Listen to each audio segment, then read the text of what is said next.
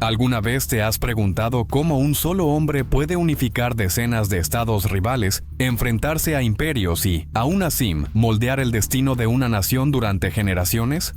Otto von Bismarck no solo logró todo eso, sino que reescribió las reglas del poder, la diplomacia y la estrategia política. En este video vas a descubrir cómo este genio de la Realpolitik transformó a Alemania en una potencia, enfrentando crisis con una frialdad calculada y maniobras que hasta hoy impresionan a los mayores estrategas del mundo. Si sientes que vives rodeado de conflictos, disputas de intereses o necesitas tomar decisiones difíciles con precisión quirúrgica, la trayectoria de Bismarck te va a enseñar mucho más que historia. Te va a mostrar lecciones prácticas de liderazgo, visión estratégica y cómo posicionarte en medio del caos. ¿Por qué algunas personas logran darle la vuelta al juego incluso cuando todo parece perdido? ¿Qué hace que un líder sea verdaderamente inolvidable? Este video va mucho más allá de fechas y batallas. Revela cómo funciona la mente de uno de los mayores arquitectos políticos del siglo XIX y cómo sus métodos aún resuenan en los bastidores del poder mundial. Quédate hasta el final y descubre cómo aplicar las enseñanzas de Otto von Bismarck en tu vida personal y profesional. Otto von Bismarck nació el 1 de abril de 1815 en la aldea de Schönhausen, a orillas del río Elba, en plena Prusia Oriental. A primera vista parecía solo otro niño más de una familia aristocrática, pero el mundo que lo rodeaba era un verdadero campo minado político y social. Menos de una década antes de su nacimiento, Napoleón Bonaparte había rediseñado el mapa de Europa, con fuego y sangre, abolido el Sacro Imperio Romano Germánico y fragmentado los estados germánicos en pequeños dominios vulnerables. Prusia, humillada y debilitada por la ocupación francesa, aún intentaba levantarse del trauma nacional. Mientras el continente lamía las heridas de las batallas recientes, el pequeño Otto crecía lejos del sonido de los cañones. 3 meses después de su nacimiento, Napoleón sería derrotado en Waterloo, un evento que no solo pondría fin a un capítulo turbulento de la historia europea, sino que también permitiría el surgimiento de una tenue estabilidad. Su padre, Karl Wilhelm von Bismarck, era un Junker, un aristócrata prusiano tradicional, de hábitos simples y limitado intelectualmente. Su madre, Wilhelmine Mencken, provenía de una familia burguesa ilustrada, con fuertes valores educativos y una disciplina estricta. Fue ella quien alimentó grandes ambiciones para su hijo, imponiéndole una educación severa desde temprano. Lejos de vivir los privilegios idílicos de la nobleza, Otto fue enviado a los 7 años a un internado riguroso en Berlín, donde enfrentó el peso de la disciplina y el aislamiento. El ambiente académico le resultaba sofocante y distante de la libertad que había experimentado en el campo. Desde temprano mostraba un cierto desprecio por las convenciones y la autoridad, una tendencia que se intensificaría con el tiempo.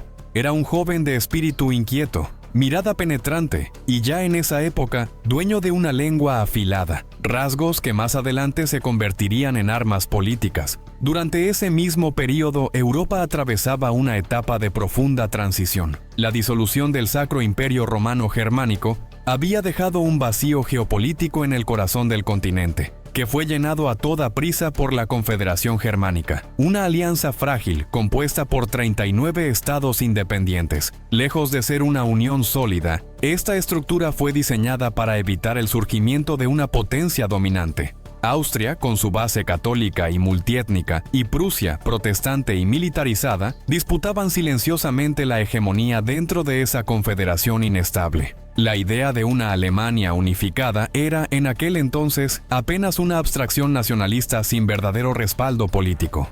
Fue en este contexto que Bismarck ingresó, en los años 30 del siglo XIX, a la Universidad de Göttingen para estudiar Derecho.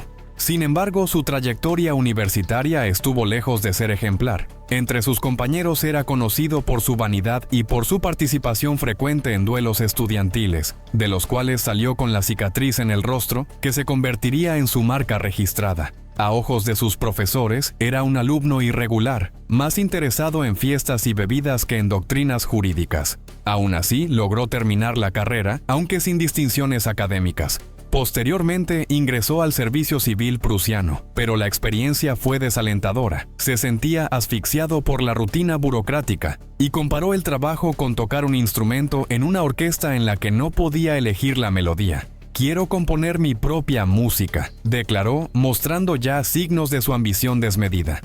La pérdida de su madre en 1839 marcó un punto de inflexión en su vida. Abandonó la carrera pública y regresó a las tierras familiares para administrarlas. En ese periodo, atravesó una fase de intensa religiosidad, abrazando con fervor el protestantismo evangélico, lo que moldearía su retórica y su postura en los años siguientes.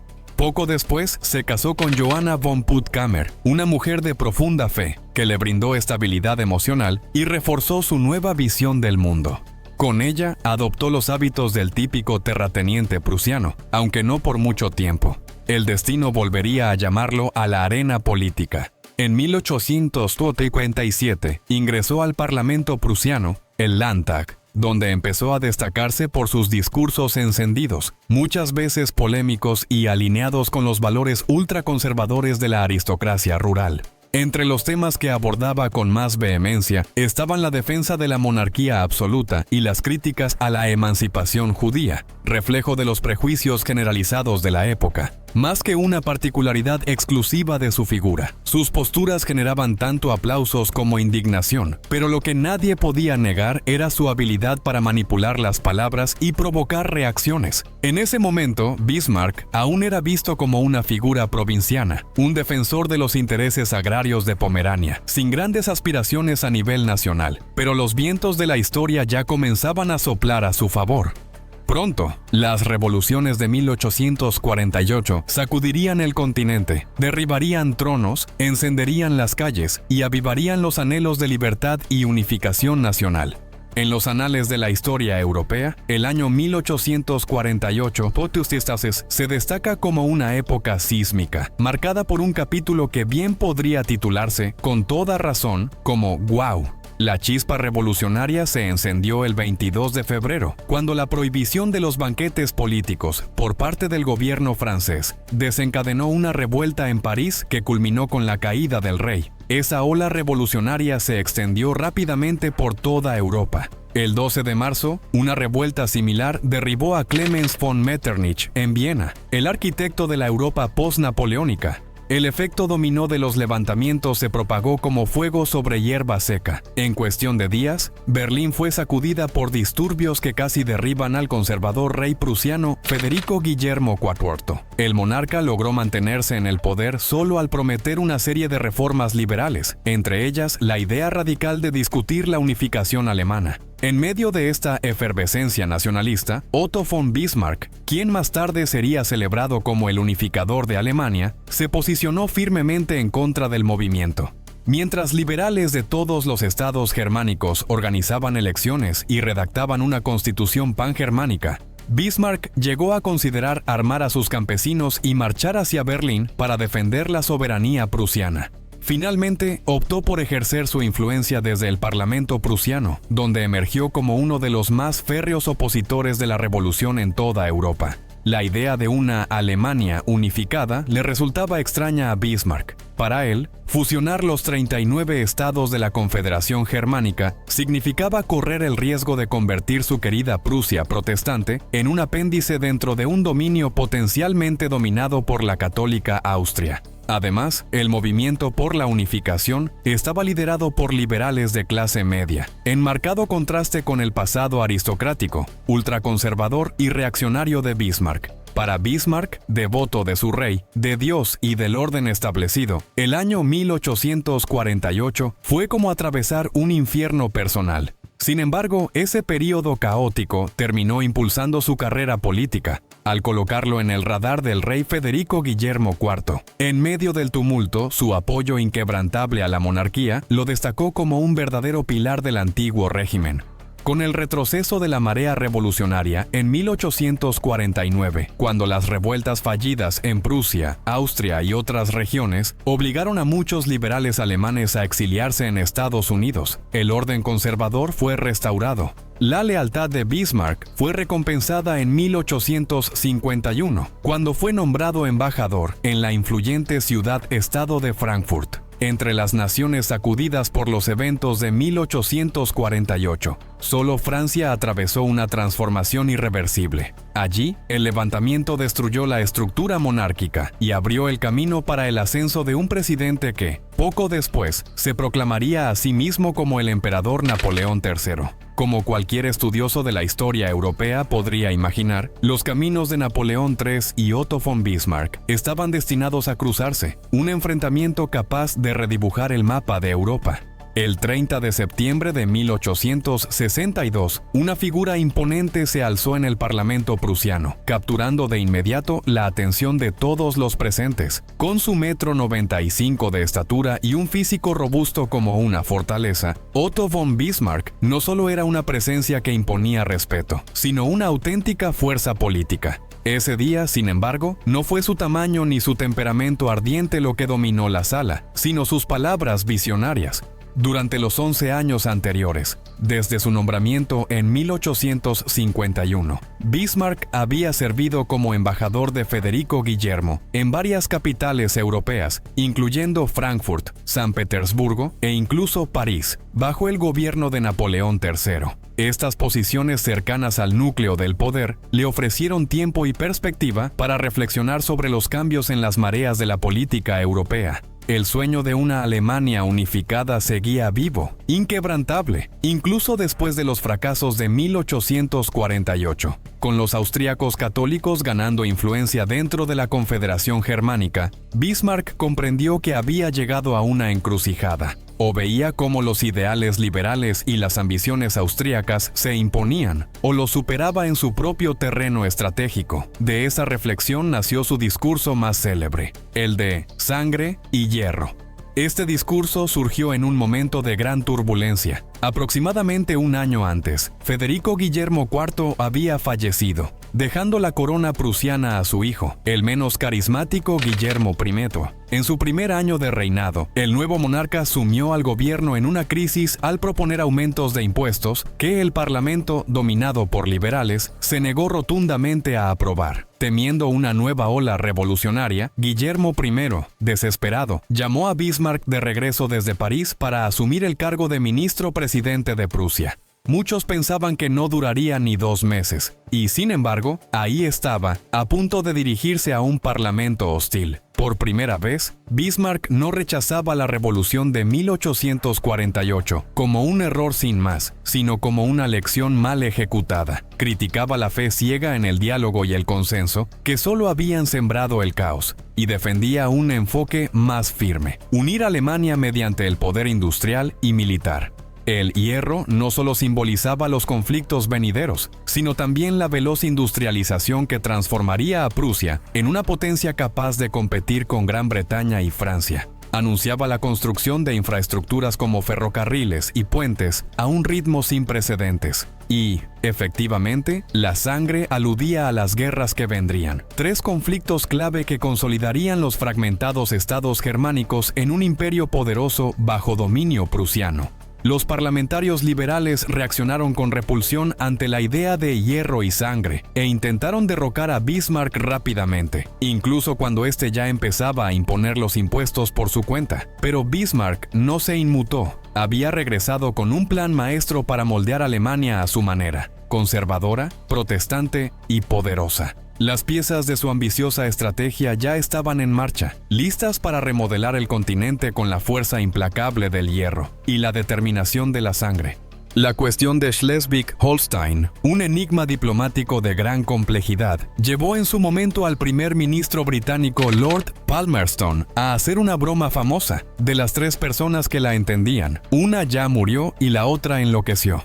Ubicados entre la Confederación Germánica y Dinamarca, los ducados de Schleswig y Holstein se convirtieron en el escenario ideal para que Bismarck desplegara toda su astucia estratégica. El 1 de febrero de 1864, ejecutó un golpe diplomático al convencer a Austria de unirse a Prusia en la invasión de esos territorios.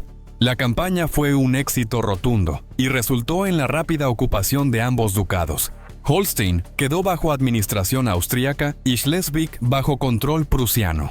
Austria, inicialmente reacia y sin mayor interés en los distantes ducados del norte, fue persuadida por la hábil diplomacia de Bismarck, quien presentó la no participación como una amenaza al equilibrio de poder dentro de la Confederación, una jugada que podía ampliar peligrosamente la influencia prusiana. Luego de aislar estratégicamente a Austria de sus aliados tradicionales, Bismarck aseguró la neutralidad de Napoleón III al garantizarle al emperador francés que Austria enfrentaría el conflicto en solitario. Conocido como la Guerra de las 7 Semanas, el enfrentamiento demostró la impresionante eficacia del ejército prusiano modernizado, que derrotó rápidamente a las fuerzas austríacas y sus aliados. En Berlín, el Kaiser Guillermo celebraba la idea de ver a las tropas prusianas marchando por Viena, pero Bismarck tenía otros planes. Partidario de la moderación, se opuso firmemente a ocupar la capital austríaca o imponer condiciones de paz humillantes. Su objetivo era claro: lograr que Austria renunciara formalmente a cualquier pretensión de liderar la unificación alemana. Un paso clave para asegurar que esa unidad futura se diera bajo hegemonía prusiana. En un momento de tensión dramática, Bismarck incluso llegó a amenazar con lanzarse por la ventana si Guillermo ordenaba avanzar sobre Viena, un gesto teatral que reflejaba la firmeza de su estrategia. Al final, el Kaiser cedió, y Austria aceptó retirarse del proceso de unificación, salvando a Viena de la ocupación. Los términos de paz que siguieron remodelaron por completo el escenario político alemán. Bismarck, antes visto como una figura controvertida, emergió como un héroe nacional, ganándose incluso la admiración de antiguos adversarios liberales. Al anexionar Schleswig, Holstein y Hannover y forzar a todos los estados del norte de Alemania a unirse en la Confederación de Alemania del Norte, simplificó drásticamente el enredo de los 39 estados germánicos, transformándolo en una estructura mucho más manejable. En julio de 1867, solo unos pocos estados del sur, como Baviera, Baden, Württemberg y Hesse-Darmstadt, permanecían independientes, preparando el escenario para el acto final del plan maestro de Bismarck hacia una Alemania unificada. En el siglo XIX, Europa estaba al borde de una transformación monumental, la creación de la Confederación de Alemania del Norte. En 1867, fue recibida con una mezcla de entusiasmo y cautela. Para muchos liberales y nacionalistas alemanes, era la realización de un sueño que ardía desde el fervor revolucionario de 1848. Para las grandes potencias europeas, representaba un nuevo equilibrio estratégico, ocupando el vacío dejado por la disolución del Sacro Imperio Romano Germánico. Pero no todos compartían ese optimismo. En París, el emperador francés Napoleón III hervía de resentimiento. Habiendo apoyado tácitamente la campaña de Bismarck contra Austria, esperaba recibir compensaciones territoriales, específicamente la anexión de Luxemburgo. Sin embargo, Bismarck, con su magistral diplomacia, frustró esas ambiciones al declarar la neutralidad de Luxemburgo y amenazar abiertamente con la guerra si Francia insistía en su reclamo. La tensión escaló en 1870, con una crisis de sucesión en España. Cuando Prusia pareció estar a punto de influir en la ocupación del trono español, Napoleón III vio la oportunidad de reafirmar la supremacía francesa. Esto culminó en un enfrentamiento dramático en Ems, donde el embajador francés abordó al rey prusiano Guillermo I, quien estaba de vacaciones. El intercambio fue tenso, pero lo que ocurrió después cambiaría el rumbo de la historia. Otto von Bismarck, ya consagrado como maestro de la manipulación política, obtuvo una copia del informe de ese encuentro. Con unos cuantos recortes estratégicos, transformó el documento en una bomba propagandística, conocida más tarde como el Telegrama de Ems. Al hacer parecer que el honor francés había sido profundamente insultado, Bismarck encendió la opinión pública en Francia, empujando a Napoleón III a declarar una guerra que el propio Bismarck había planeado cuidadosamente para unir a los estados alemanes bajo el liderazgo prusiano. Durante los 3 años anteriores, Bismarck había intentado, sin éxito, convencer a los estados del sur para que se unieran a la Confederación. Pero la amenaza de una invasión francesa lo cambió todo. Al retratar a Napoleón III como un usurpador beligerante, Bismarck ofreció protección con una condición: que esos estados aceptaran integrarse al futuro imperio alemán. Ante el ultimátum, estados como Baviera cedieron rápidamente. La guerra franco-prusiana se desarrolló con una eficiencia impresionante. Contrario a lo que esperaban los franceses, las demás potencias europeas, Austria, Italia, Gran Bretaña y Rusia, se mantuvieron neutrales o incluso mostraron simpatía hacia Prusia. El 4 de agosto de 1870, el primer gran enfrentamiento dejó a las fuerzas francesas devastadas. En menos de un mes, el ejército prusiano no solo había repelido al enemigo, sino que humilló a los franceses, marchando sobre su territorio y cercando París. La captura de Napoleón III el 2 de septiembre de 1870 marcó el fin efectivo del Segundo Imperio francés y abrió el camino para el surgimiento de una nueva potencia germánica. El 18 de enero de 1871, en la Sala de los Espejos del Palacio de Versalles, un lugar cargado de simbolismo y orgullo monárquico francés, Bismarck y el rey Guillermo I proclamaron oficialmente el nacimiento del Imperio alemán. En un momento tenso, Guillermo dudó en aceptar el título de emperador, prefiriendo mantenerse simplemente como rey. Fueron necesarias horas de intensa persuasión por parte de Bismarck para convencerlo de asumir ese papel histórico, recalcándole que una negativa pondría en riesgo todo el esfuerzo construido a lo largo de una década. Cuando el nuevo imperio fue proclamado bajo la mirada de los frescos de Luis XIV, que retrataban sus conquistas, la ironía era más que evidente. Francia se vio obligada a ceder Alsacia-Lorena y aceptar el pago de una elevada indemnización, incluso mientras los proyectiles prusianos aún caían sobre París. Así, mediante una combinación de genialidad estratégica y ejecución implacable, Bismarck logró la unificación de Alemania, no por medios democráticos, como se soñaba en 1848, sino por sangre y hierro.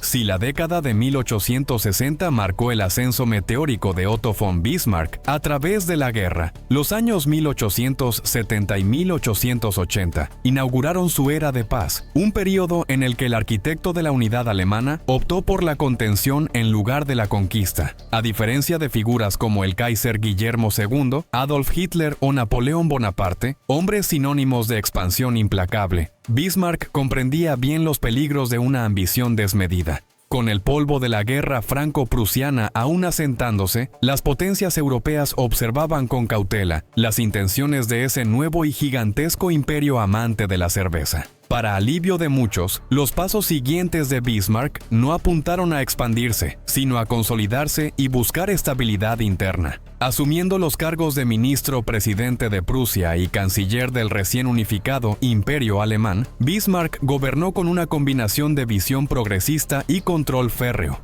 Su gobierno implementó reformas sociales de gran alcance que marcaron el nacimiento del primer estado de bienestar moderno en Europa. Sufragio masculino universal, un sistema nacional de salud pionero, seguros contra accidentes laborales y pensiones para la vejez, logros notables para su tiempo.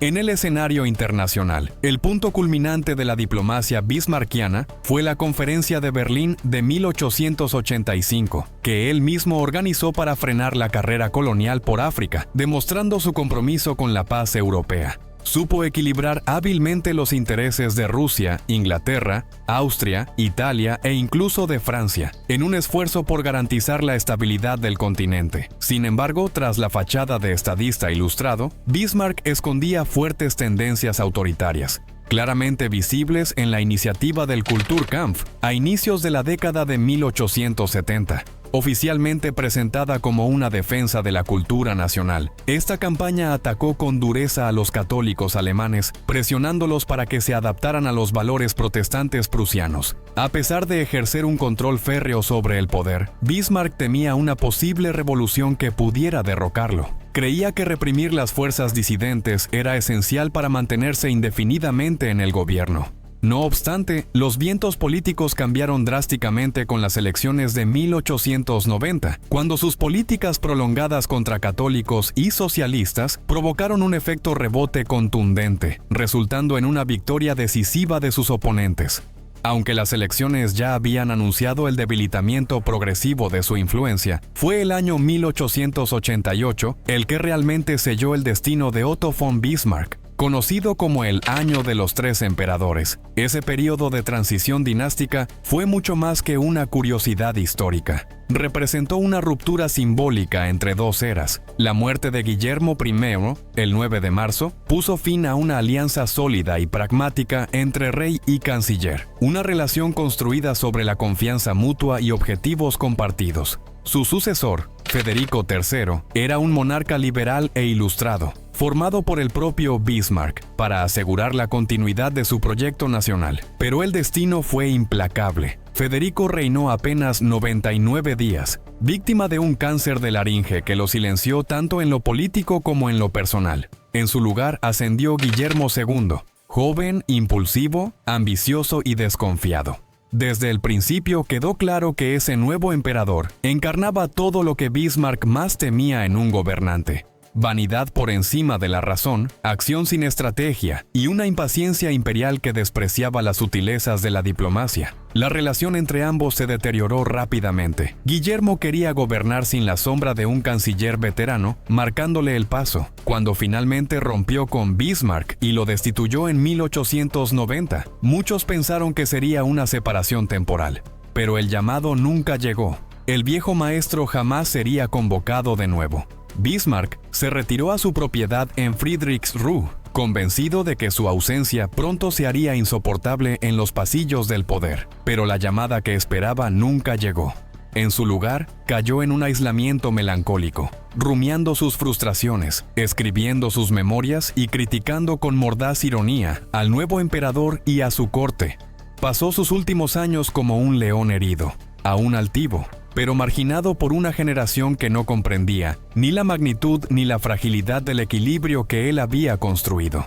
Murió el 30 de julio de 1898, a los 83 años, dejando un legado inmenso y una Europa peligrosamente inestable. La forma en que Bismarck se despidió de la vida pública revela más sobre su carácter que cualquier batalla ganada o tratado firmado. Hasta el final se empeñó en reafirmarse como el arquitecto solitario de la Alemania moderna. Se burlaba del gobierno de Guillermo II, al que calificaba como una compañía de aficionados, y cultivaba con esmero la imagen de estadista incomprendido. La salud de Bismarck comenzó a deteriorarse en 1896. Fue diagnosticado con gangrena en el pie, aunque decidió aceptar tratamiento para ello. Aún así, tenía dificultades para caminar y con frecuencia dependía de una silla de ruedas. Para julio de 1898, ya era un usuario permanente de silla de ruedas, tenía problemas para respirar y sufría casi constantemente de fiebre y dolores intensos. Su estado de salud mejoró momentáneamente el día 28,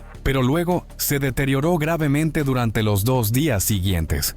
Murió poco después de la medianoche del 30 de julio de 1898, a los 83 años, en Friedrichsruh.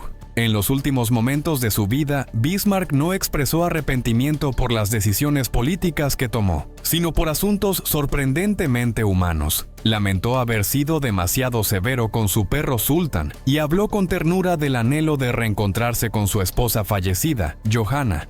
Otto von Bismarck no fue solo un político, fue una fuerza de la naturaleza, un hombre que transformó un mosaico fragmentado en una potencia unificada. No con promesas vacías, sino con estrategia, diplomacia y, cuando fue necesario, con el peso del hierro y la sangre. Pero quizás su mayor lección no está en sus victorias, sino en sus consecuencias. Al crear una Alemania demasiado poderosa para ser ignorada y un sistema diplomático demasiado complejo para sostenerse, Bismarck no solo moldeó un país, moldeó un siglo entero de conflictos y redefiniciones. Incluso hoy, más de 100 años después de su muerte, Bismarck todavía nos hace reflexionar. ¿Qué se necesita para mantener la paz? ¿Qué ocurre cuando el imperio que hemos creado escapa de nuestras manos?